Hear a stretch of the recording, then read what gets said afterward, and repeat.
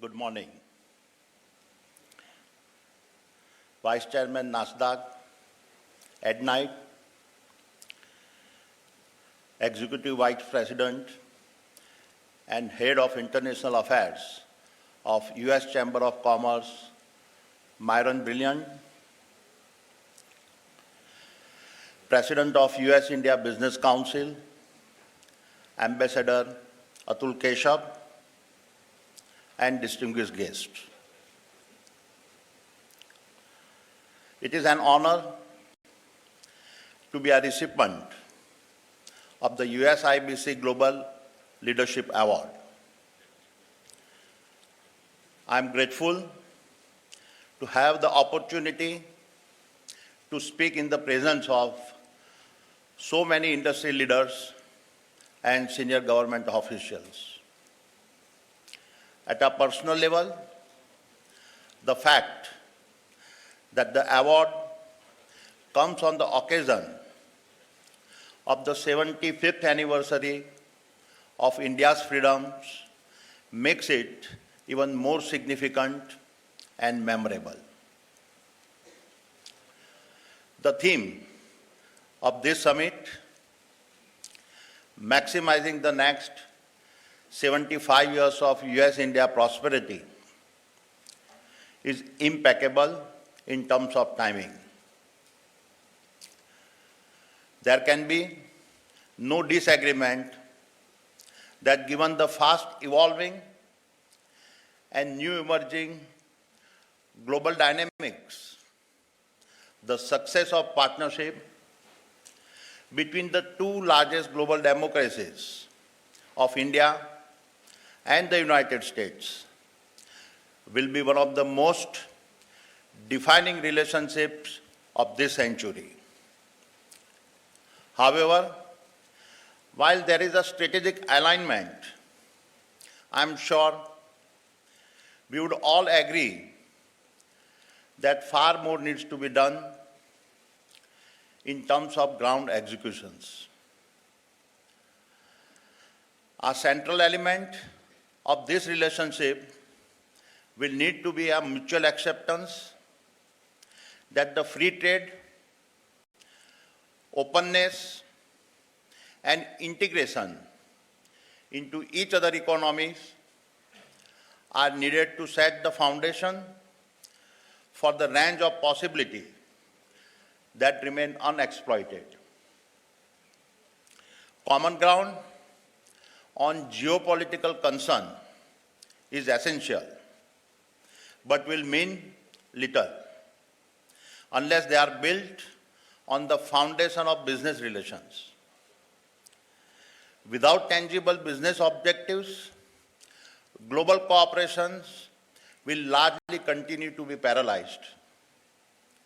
In this context, the role of the USIBC will be key in linking the voice of the industry with the government policies. The need is immense and the stakes are massive given the current world order. Let us look at some of the macro numbers. If we fast forward to 2050, the combined value of the US and Indian GDP is expected to be a staggering $70 trillion. It will make up 35 to 40% of the global economy. By 2050, the combined population of the two countries will be over 2 billion people and about 20% of the global populations. More importantly, the combined median age of our two nations will be still less than 40 years, even in 2050. Contrast this with Europe and China. The median age in Europe is already 44 and China 40 years.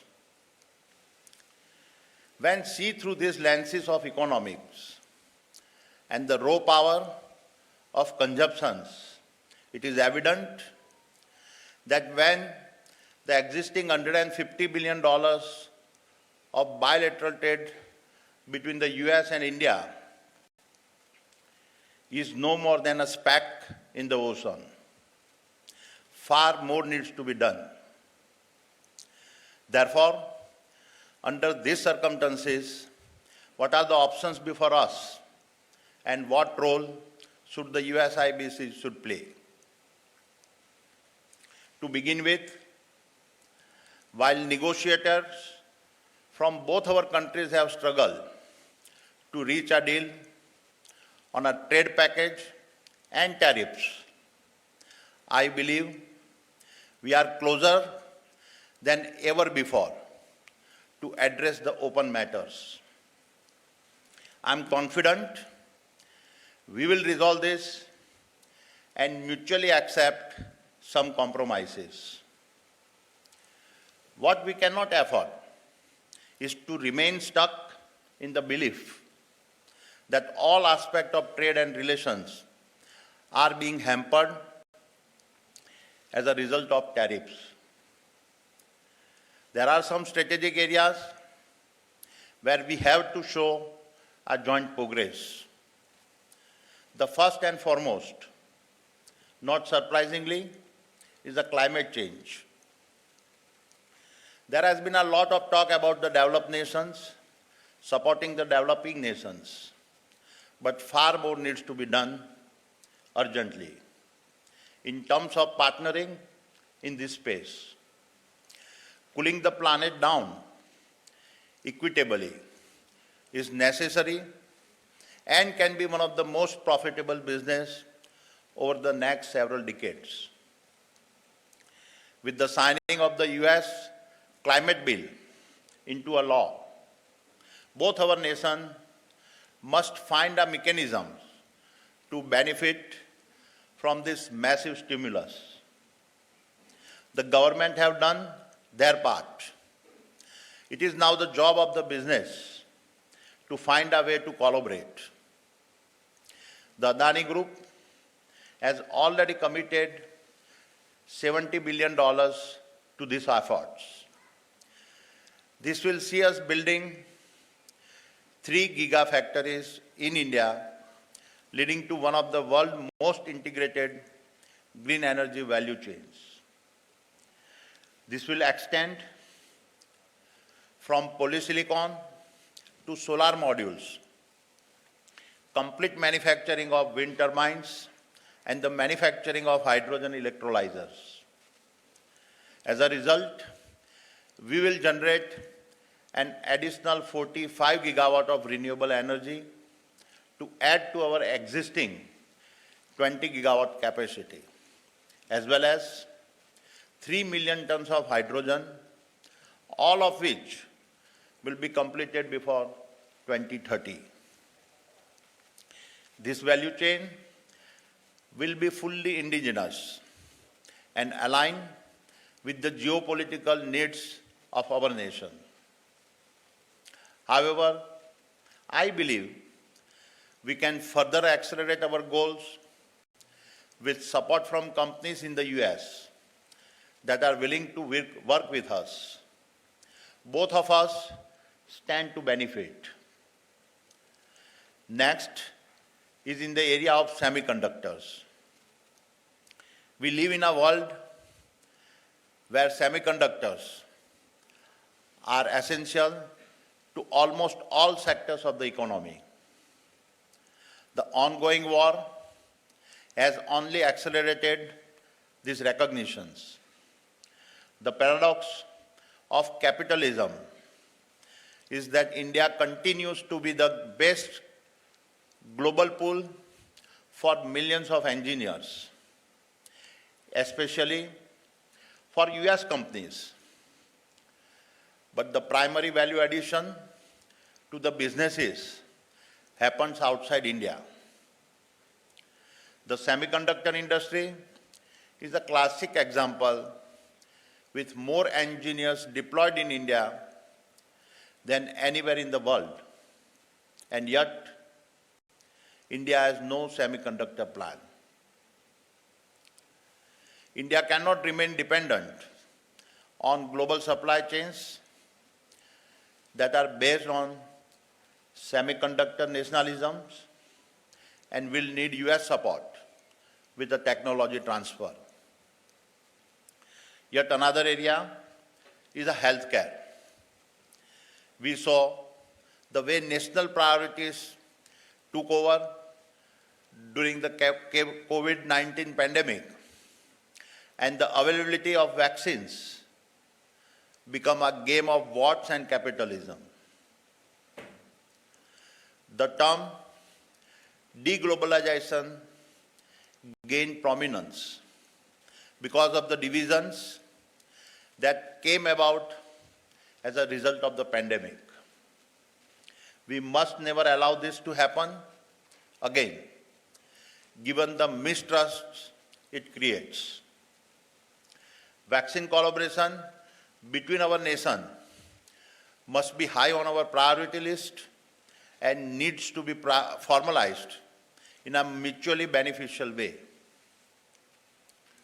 Likewise, defense and cyber are two critical areas that the US and India must work on. Trust comes from a collaboration in these areas.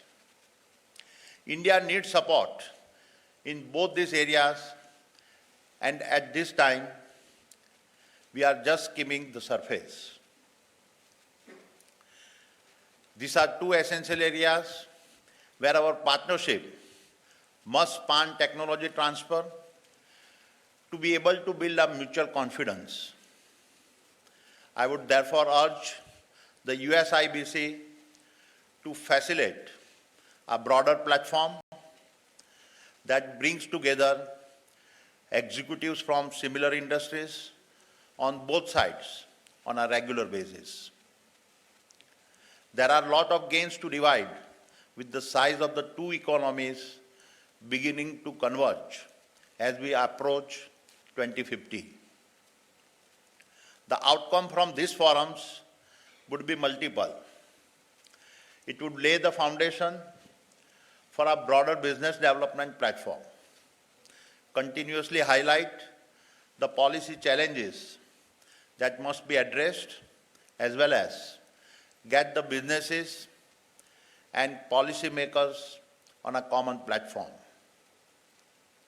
There must be a clear objectives laid out to which we make commitments. This is a missing piece today. What I can personally commit is that we are here to support, to do our part, to make this happen, and work with any of you to take this initiative forward. I must also add here that the work done by Nisha Biswal, the ex-president of the USIBC, and now being done by Atul Keshav, the current president, has been nothing short of extraordinary. They have made the USIBC relevant and taken it to a level where it is now in a position to be one of the most crucial platforms between our countries to accelerate business relations. We must all be thankful for the initiatives they have driven and continue to drive in helping bring our nations together. In closing, let me say that while I have highlighted several matters that will need to address, my optimism that our two nations will find a solution has never been higher. Our joint ability to impact the world has never been greater. The need has never been larger. Thank you. Jai Hind.